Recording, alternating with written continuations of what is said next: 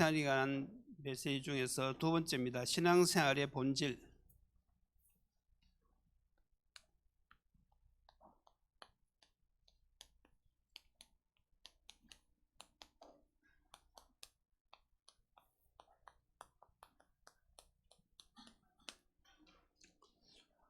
지난번에 신앙생활의 정의에 대해서 우리가 말씀을 받았습니다. 신앙생활의 정의는 한마디로 말해서 누림이지요. 어떤 누림을 말하는 것입니까? 최고의 누림, 바로 그리스도를 누리는 누림이지요. 그래서 신자들은 이 비밀이 있어야 됩니다. 다시 말해서 선지자 되시고 제사장 되시고 왕 되신 그리스도를 내가 24시간 늘 누릴 수 있는 이런 은혜가 있을 때에 우리는 늘 승리하게 되지요. 그래서 말씀 붙잡고 기도하는 그 순간이 바로 내가 선지자 되시는 그리스도를 누리는 시간입니다. 또 우리가 예배를 누리는 그 시간이 바로 제사장을 누리는 그 시간이고요. 우리가 권세를 사용하고 전도하는 그 시간이 바로 왕 되신 그리스도를 누리는 시간입니다. 그래서 우리가 이것을 누린다 그러면 이 땅에서 우리가 항상 승리할 수가 있죠. 자, 그럼 오늘 두 번째로 신앙생활의 본질입니다.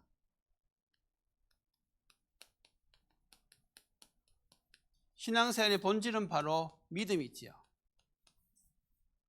믿음의 반대말은 불신앙입니다. 불신, 바로 불신앙이죠. 그래서 히브리서 11장 6절에 보면 여기에 대해서 분명히 기록하고 있지요. 믿음이 없이는 하나님을 기쁘시게 못하나니 하나님께 나가는 자는 그가 계신 것과 또한 자기를 찾는 자에게 상 주시는 자이심을 믿어야 된다고 했습니다. 그래서 우리가 하나님을 기쁘시게 할 수 있는 유일한 수단이 바로 믿음입니다. 이런 믿음이 여러분들에게 충분하기를 바랍니다. 자, 그런데 이제 누가 이 사실을 이 믿음을 빼앗아가느냐? 바로 사단이지요. 사단은 모든 문제를 통해서 우리에게서 무엇을 빼앗아가느냐? 바로 이 믿음을 빼앗아가는 것입니다. 그래서 인간 모든 문제의 시작도 바로 이 불신앙에서 시작되었습니다. 우리가 하루를 살아갈 때에 우리가 이 그리스도를 누리는 이 누림을 우리가 잊어버리는 그 순간 우리는 자칫 잘못하면 문제 앞에서 불신앙에 빠질 수가 있지요. 그래서 성도가 하루를 승리하는 그 첫 순간에 내가 오늘 기도로 그리스도를 누려야 되겠다, 요 생각 하나, 그게 하루를 승리하는 할 수 있는 이유가 무엇인가 하면 그 생각을 하는 그 순간에 우리는 사단에게 속지 않고 모든 문제가 도리어 축복의 발판이 되어지기 때문에 그렇습니다. 그래서 지금 성도들의 문제가 무엇이냐? 성도들의 문제는 기도를 안 하는 것이 아닙니다. 기도를 하는데 무엇을 한다고요? 불신앙. 그 증거가 염려지요. 기도하면서 계속 염려하는 것이죠. 그러면 언제 이것이 떠나가느냐? 믿음이 생길 때에 떠나가는데 그 믿음이 어디서 오느냐 말이죠. 바로 로마서 10장 17절. 믿음은 들음에서 나고 들음은 그리스도의 말씀으로 말미암냐고 했는데 우리가 그리스도를 누릴 때에 이 불신앙이 떠나가는 것입니다. 그래서 여러분들이 이것을 삶 속에서 한번 체험해 봐야 됩니다. 사단이 제일 무서워하는 이름이 무엇이냐? 바로 그리스도입니다. 그리고 정말로 내 안에 이 염려가 가득 찼다 할지라도 그리스도의 이름으로 명령하는 그 순간에 내 안에 있는 모든 염려가 떠나가는 것입니다. 그래서 신자는 오늘도 24시간 기도의 비밀을 누리면서 가장 누려야 할 것이 바로 그리스도. 이 믿음이 우리에게 충만해야 됩니다. 내가 그리스도를 누리는 그 순간에 모든 흑암이 떠나가는구나. 그 믿음이 지속되어질 때에 우리는 24시간 영적 싸움에서 승리할 수 있죠. 자, 그러면 더 나아가서 어떤 믿음을 말하는 것입니까? 첫 번째로 바로 구원을 얻는 믿음입니다.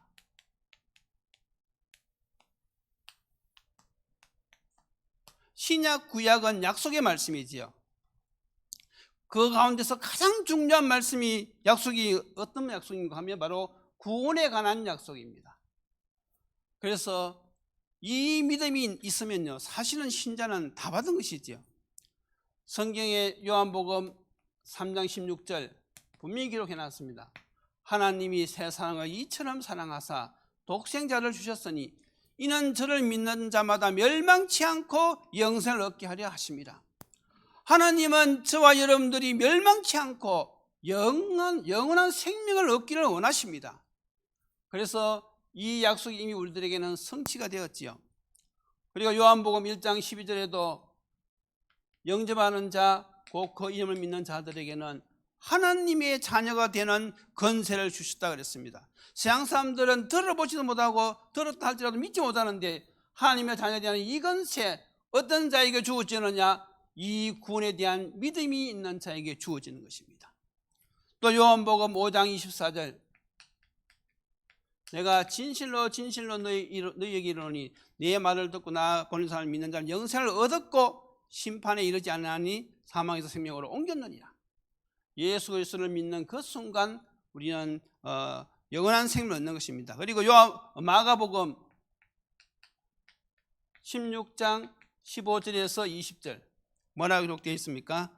너희는 온 천하에 다니며 만민에게 복음을 전파하라. 믿고 세례를 받은 사람은 구원을 얻을 것이요 믿지 않는 사람은 정죄를 받으리라 했습니다. 이 복음의 내용이 바로 무엇이라고요? 예수 그리스도. 그래서 우리가 복음 전할 때 우리 말 잘한다고 해서 그 사람이 구원받는 것이 아닙니다. 우리가 정확한 복음을 던질 때에 시간표 된 사람들은요 복음을 받게 되가 있어요. 그래서 우리의 관심이 어디에 있느냐 이거죠. 정말로 하나님은 한 사람도 멸망치 않고 다 구원받기 원하시는데 성경의 가장 중요한 이 구원에 관한 이 약속, 여기에 대한 우리의 관심이 얼마만큼 있느냐에 따라서 우리의 신앙생활의 이 본질이 달라진다는 말이지요. 우리 사이가 이제 프랑스 사람인데 복음을 깨달았어요. 그리고 복음 전하기를 원합니다. 그리고 이제 친구들에게 복음을 많이 전해요. 그래서 저는 이제 궁금해서 어떻게 전하느냐 이렇게 물어봤더니 저는 직접 듣지는 못했어요. 근데 우리 은혜가 이제 듣고는 이야기하더라고요. 우리처럼 이렇게 복음을 들어보시겠습니까? 해가지고 구원의 길을 쭉 설명하는 것이 아니고 이제 서양인들 사고방식이 그래요. 복음을 이렇게 이야기하면서 뭐라고 이야기를 한가 하면 하나님께 한번 기회를 주어봐라.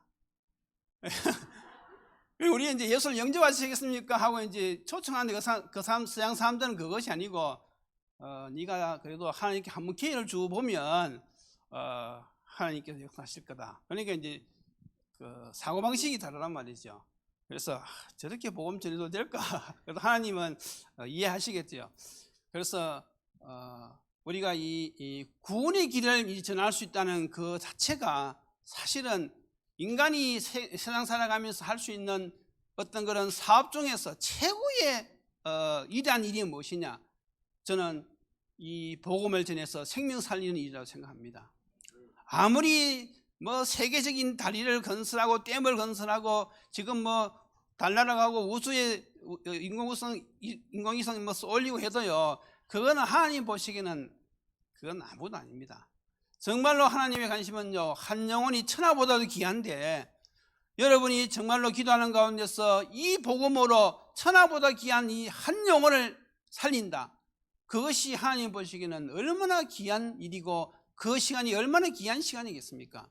하나님께서는 모든 천군 천사들을 동원해서 이 일을 이루실 줄로 믿습니다.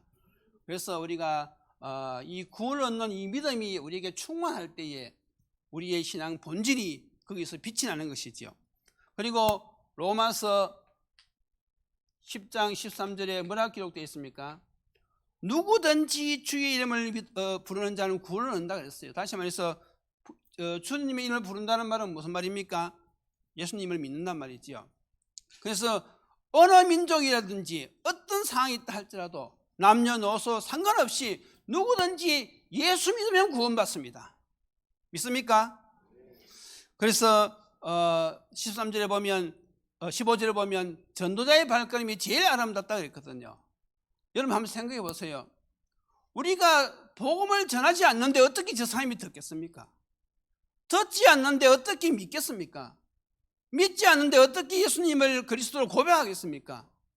그래서 이 땅에서 많은 사람들이 좋은 말들을 많이 하지만 정말로 사람들에게 필요한 이 말은 무엇인가 하면 바로 이 복음을 전하는 것이거든요. 우리가 구원의 길을 늘 묵상하고 있으면서 이 구원의 길을 정말로 사람들에게 전하는 그 순간 그 사람에게는요, 만약 그 사람이 구원 얻을 믿음이 있으면요, 그 순간에 예수님을 영접하고 영원한 생명을 얻는 것입니다. 그러니까 우리가 이제는 이 축복을 제대로 누려야만이 우리 신앙생활이 본질에 충실하단 말이죠. 이와 같은 축복이 여러분들에게 있기를 주님 이름으로 축원드립니다. 두 번째입니다. 그리고 하나님의 말씀을 믿는 믿음이죠.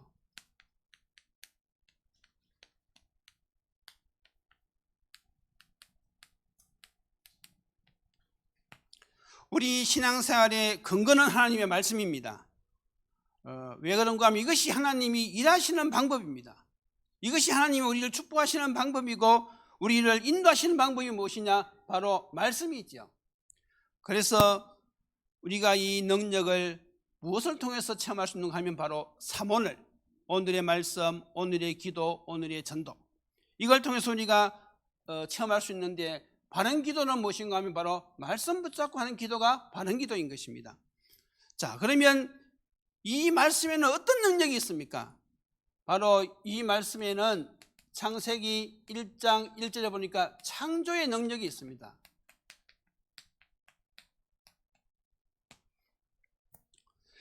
왜 하나님의 말씀에는 창조의 능력이 있습니까?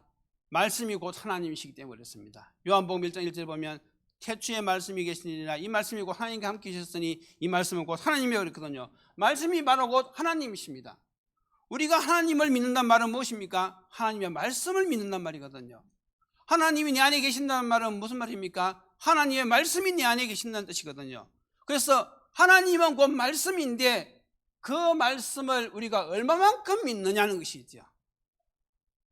정말로 이 하나님이 말씀이고 하나님의 말씀이 살아있다고 우리가 믿는다 그러면 그 말씀을요 내 마음에 담아야 되겠죠. 그래서 우리가 몸이 아플 때 병원에 가서 엑스레이 찍어보면 나오듯이 내시경 하면 다 그 안에 이 안에 있는 것들이 다 나오잖아요. 그와 마찬가지로 정말로 우리가 어떤 영적인 엑스레이가 있어가지고 내 안에 말씀이 얼마 정도 담겨 있는지 이게 탁 비춰볼 수 있으면 참 좋겠는데 그런 기계가 없어요 아직은요. 그래서 정말로 내가 이 말씀을 많이 들었는데 과연 이 말씀이 내 마음속에 얼마만큼 담겨 있을까? 그게 참 궁금하단 말이죠. 그래서 여러분들이 평상시 문제 앞에서 고백하는 것을 보면 얼마만큼 말씀이 담겨 있는지 그것이 드러나요. 그래서 우리가 양육을 한다든지 다락방을 계속 말씀을 가지고 운동하다 보면요, 사람들이 은혜 받은 사람들은요 이제 말이 달라지기 시작해요.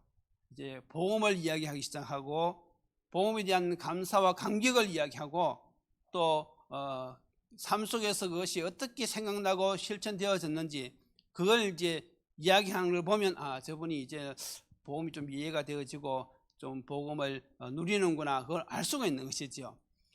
그런데 어떤 분들은 아무리 메시지하고 포럼을 해봐도요 그날 했는 메시지가 안 나와요. 한 번은 제가 어떤 랩런트하고 계속 사역을 하는데 늘 이 포럼을 들어보면 딱 대답은 한 가지밖에 없어요. 예수는 그리스도. 그러니까 뭐 메시지가 전혀 안 들어가는 거죠. 그러니까 얘는 한족인데도 한국 사람들이 어떤 말을 좋아하는 걸, 한국 사역자들이 무슨 말을 좋아하는 걸 알고 있어요. 예수가 그리스도라면 한국 사람들 다 좋아하니까 뭐 어떤 메시지, 오늘 분명히 기도에 대해서 이야기했는데도 포럼을 들어보면 예수는 무엇을 깨달았느냐? 예수가 그리스도임을 깨달았다. 또 뭐 전도에 대해서 하고 나서 포럼을 해봐도 무엇을 깨달았냐 그러면 예수가 그리스도임을 깨달았다. 그러니까 메시지가 전혀 안 들어가는 것이죠. 그래서 우리가 말씀의 내용이 좀 풍성해야 됩니다. 그래서 하나님의 말씀은 창조의 능력이 있기 때문에 여러분들이 이 말씀을 마음에 담을 때에 여러분들에게 창조의 역사가 일어날 줄로 믿습니다. 또 두 번째는 어떤 역사가 일어납니까? 히브리서 4장 12절, 하나님의 말씀은 살아있고 운동력이 있기 때문에 모든 것을 바꿀 수 있는 능력이 있습니다.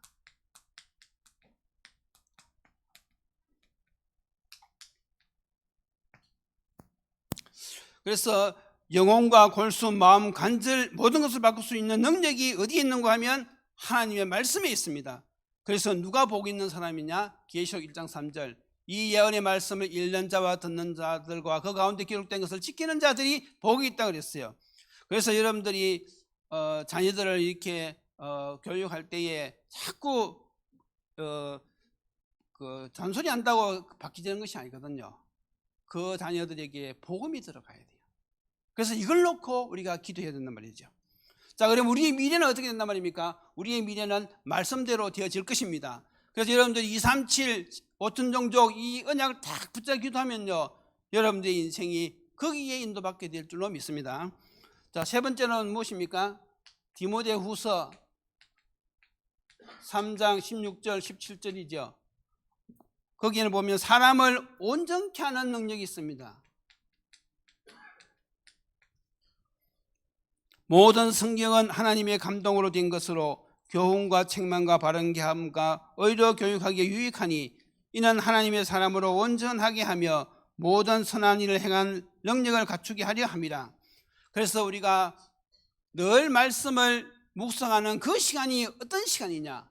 바로 나에게 창조의 역사가 일어나는 시간이요, 나의 모든 불신앙이 깨어지는 시간이요, 그리고 내 생각이 바뀌고 치유가 되어지는 시간이 언제냐 하면 바로 말씀을 붙잡고 묵상하는 그 시간인 것입니다.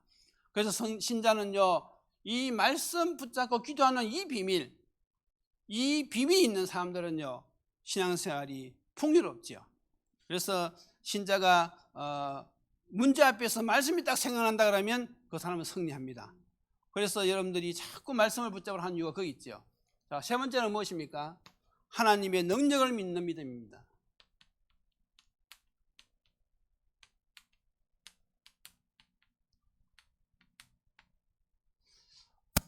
문제 사건 앞에서, 우리가 질병 앞에서 반드시 우리 생각이 발라야 되는데, 하나님은 우리를 싫어해서 문제와 질병을 주는 것이 아닙니다. 꼭 기억하셔야 돼요. 그러면 하나님께서 왜 우리에게 문제와 질병을 주시느냐? 그것은 바로 하나님의 능력을 체험하라고 주시는 것입니다. 하나님의 계획을 발견하라고 주신다는 것이죠. 그래서 우리가 문제 앞에서 어떤 신앙 고백을 하고 어떤 관점에서 그 문제를 바라보느냐에 따라서 그 결과는요, 엄청난 것입니다.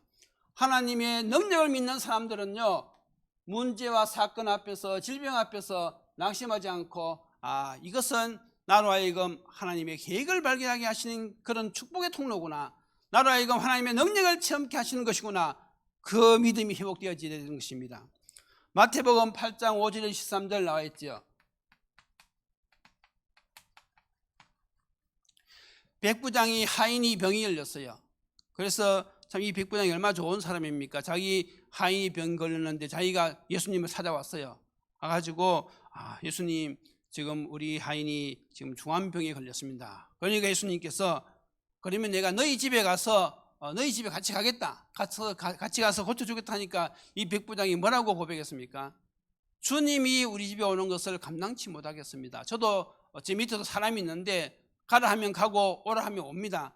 주님이 여기서 말씀하시면 내 하인의 병이 나을 줄로 믿습니다.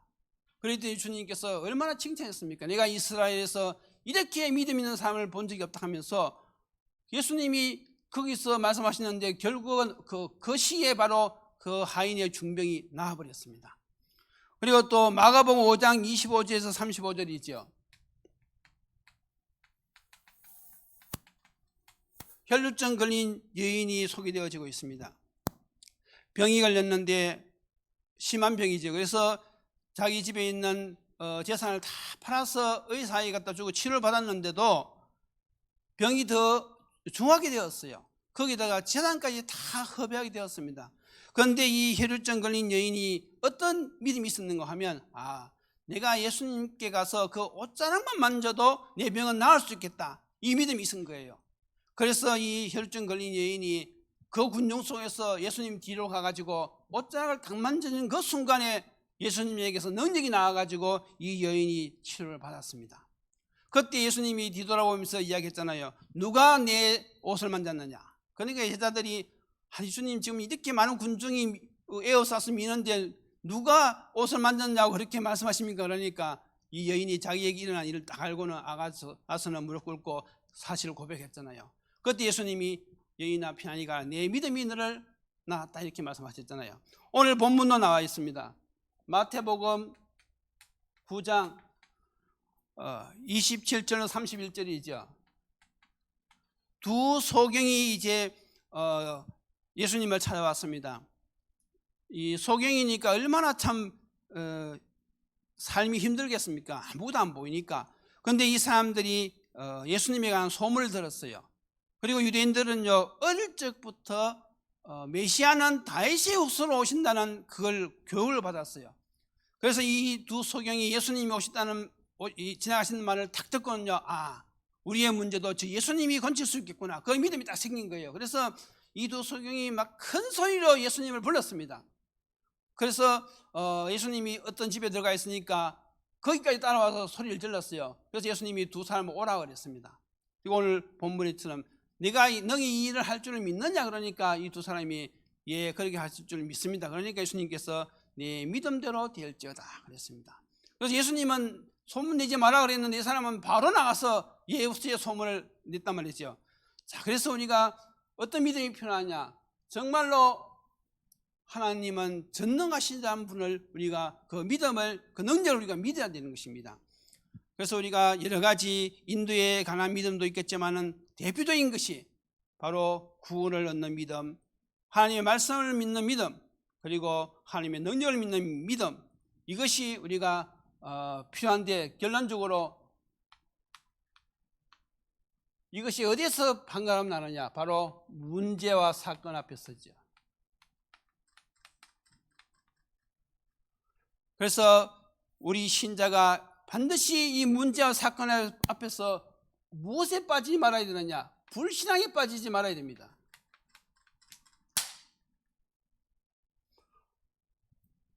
그래서 이것을 이 사단의 통로가 축복의 발판으로 바뀌어야 되는데, 이 불신앙에 빠지지 않는 이 비결이 무엇이겠습니까? 그것은 바로 다른 것이 아니고 오직 그리스도를 누리는 것밖에 없습니다. 오직 그리스도. 왜 우리가 그리스도를 누리려고 하느냐? 불신앙을 이길 수 있는 유일한 길은 바로 선지자 되시고 제사장 되시고 왕 되신 그리스도밖에 없기 때문에 그렇습니다. 그래서 여러분들이 문제 앞에서 염려하지 말고요, 건세 사용하는 기도를 한번 해보시라니까요. 그러면요, 그 마음에 복잡하던 것들이, 그 마음에 충만한 불신앙들이요, 순간적으로 싹 사라집니다. 하나님이 주시는 이 확신, 하나님의 이 창조의 구원을 얻는 믿음, 말씀을 믿는 믿음, 하나님의 능력을 믿는 믿음이 회복되어지면서요, 여기에서 우리가 승리할 수 있는 것이죠. 또 무엇입니까? 오직 하나님의 나라. 사단이 떠나가야 됩니다. 불신앙 세력이 떠나가야 됩니다. 왜냐하면 이 영적인 일이기 때문에 자꾸 불신앙이 되어지거든요. 나는 불신앙하고 싶지 않은데 저절로 불신앙이 되어져요. 저절로 염려가 되어지잖아요. 그러니까 이것은 내가 불신앙하지 않아야 되겠다 해서 되는 것이 아닙니다. 이 영적인 일이기 때문에 배후에는 흑암 세력이 있기 때문에 이걸 깨달아야 돼요. 하나님께서 염려가 안 되도록 해 주셔야 되는 거 아닙니까? 다시 말해서 하나님의 나라가 임하면요, 자동적으로 불신앙은요 쫙 물러가게 되어 있어요. 이 영적인 사실을 분명히 알아야 됩니다. 그리고 우리가 필요한 것이 무엇입니까? 그래서 오직 성령 충만. 성령 충만은 바로 그리스도 충만, 믿음 충만, 이 복음 충만입니다.